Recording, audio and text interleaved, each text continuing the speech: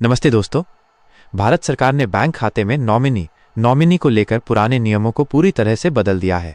अगर आपका खाता देश के किसी भी बैंक, चाहे वो SBI, PNB, BOB, कनारा बैंक या कोई अन्य बैंक हो में है, तो सरकार ने बैंक नॉमिनी नियमों में संशोधन करके अब banking laws amendment act 2025, banking laws amendment act 2025 के तहत एक नया नियम लागू कर दिया है।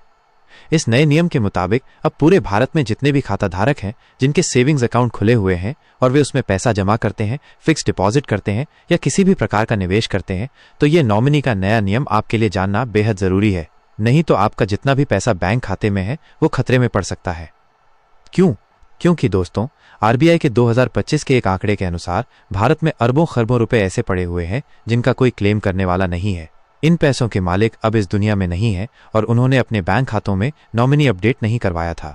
नतीजा ये है कि आज भी उन खातों में पैसे तो हैं, पर उनके वारिसों को उसका कोई लाभ नहीं मिल पा रहा है। जब परिवार का कोई सदस्य बैंक जाता है तो बैंक उनसे पूरे परिवार के लोगों की सहमति और कानूनी दस्तावेजों की लंबी प्रक्रिया मांगता है, जिससे कई बार पैसा निकालना बहुत मुश्किल हो जाता है।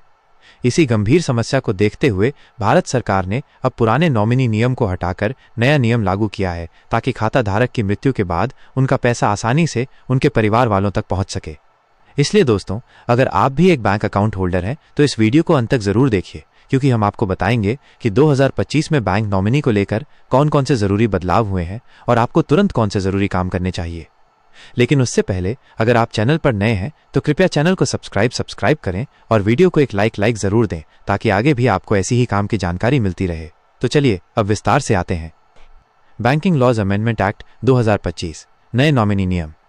दोस्तों, पुराने नियम के अनुसार किसी भी बैंक खाते में केवल एक ही नॉमिनी जोड़ा जा सकता था, लेकिन अक्सर हमें देखने को मिलता था कि लोग या तो नॉमिनी जोड़ते ही नहीं थे या गलत जानकारी दे देते थे, जैसे नाम की स्पेलिंग, जन्मतिथि या पहचान पत्र की जानकारी। यही नहीं, कई मामलों में नॉमिनी जोड़ भी दिया जाता था तो जरूरी दस्तावेज पूरे नहीं होते थे, जिससे खाता धारक की मृत्यु के बाद उनके परिवार को बैंक में जमा पैसा नहीं मिल पाता था। लेकिन अब 2025 में लागू किए गए नए बैंकिंग लॉज अमेंडमेंट एक्ट के तहत अब हर बैंक खाते में, चाहे वो बचत खाता हो, चालू खाता हो, फिक्स डिपॉजिट हो, RD हो या लॉकर, सभी में 4 नॉमिनी तक जोड़े जा सकते हैं। इससे परिवार के सभी करीबी सदस्य एक साथ नामांकित हो सकते हैं और भविष्य में पैसों को लेकर किसी भी तरह का विवाद या दिक्कत नहीं होगी। नॉमिनी जानकारी की सटीकता और हिस्सेदारी का निर्धारण। इसलिए अब हर खाता धारक को यह सुनिश्चित करना होगा कि उन्होंने अपने बैंक में नॉमिनी जोड़ा है या नहीं। यदि नहीं जोड़ा है तो तुरंत बैंक से संपर्क करके नॉमिनी जोड़ें। यदि जोड़ा हुआ है तो यह सुनिश्चित करना जरूरी है कि नाम की स्पेलिंग, जन्मतिथि, Aadhaar number, PAN number, email ID और फोन नंबर सही हैं या नहीं, क्योंकि बाद में छोटी सी गलती भी बहुत बड़ी परेशानी का कारण बन सकती है। इसके साथ ही नए नियम के अनुसार अब न केवल 4 नॉमिनी बनाए जा सकते हैं, बल्कि हर नॉमिनी की हिस्सेदारी भी तय की जा सकती है। उदाहरण के लिए, अगर आपके खाते में 1 लाख रुपए जमा है और आपने 4 नॉमिनी जोड़े हैं, तो अब आप अपने हिसाब से तय कर सकते हैं कि पहले नॉमिनी को 60%, दूसरे को 10%, तीसरे को 10% और चौथे को 20% हिस्सा मिलेगा। इसके लिए आपको ये जानकारी फॉर्म में स्पष्ट रूप से लिखनी होगी, ताकि बैंक आगे चलकर उसी आधार पर पैसे ट्रांसफर कर सके। किसे बना सकते हैं नॉमिनी? अब दोस्तों, बात करते हैं कि किन लोगों को नॉमिनी बनाया जा सकता है। नए बैंकिंग नियमों के तहत आप अपने माता पिता, पत्नी, पति, बेटे, बेटी जैसे करीबी रिश्तेदारों को नॉमिनी बना सकते हैं। लेकिन अगर आप किसी तीसरे पक्ष को नॉमिनी बनाना चाहते हैं, जैसे दोस्त या नौकर, तो उसके लिए आपको एक घोषणा पत्र, डिक्लेरेशन देना होगा, जिसमें वसीयत बनाई जाती है। नॉमिनी न जोड़ने का विकल्प और RBI का निर्देश। हालांकि अगर आप किसी व्यक्ति को नॉमिनी के तौर पर नहीं जोड़ना चाहते हैं तो उसके लिए भी अब सरकार ने प्रावधान रखा है। आपको बैंक में एक घोषणा पत्र जमा करना होगा, जिसमें लिखा होगा कि आप नॉमिनी नहीं जोड़ना चाहते। इसके बावजूद बैंक खाता खोला जा सकता है, लेकिन यह आपकी व्यक्तिगत जिम्मेदारी होगी कि भविष्य में पैसे को लेकर कोई विवाद ना हो। RBI ने 2025 में सभी बैंकों और NBFC non banking financial companies को निर्देश दिया है कि वे पुराने और नए सभी खातों में नॉमिनी लेना सुनिश्चित करें। अगर ग्राहक नॉमिनी नहीं जोड़ता है तब भी उसे फॉर्म भरना अनिवार्य होगा। इसके साथ ही अब नॉमिनी की जानकारी में नाम के साथ साथ ईमेल ID, फोन नंबर और पहचान पत्र की कॉपी देना भी अनिवार्य कर दिया गया है।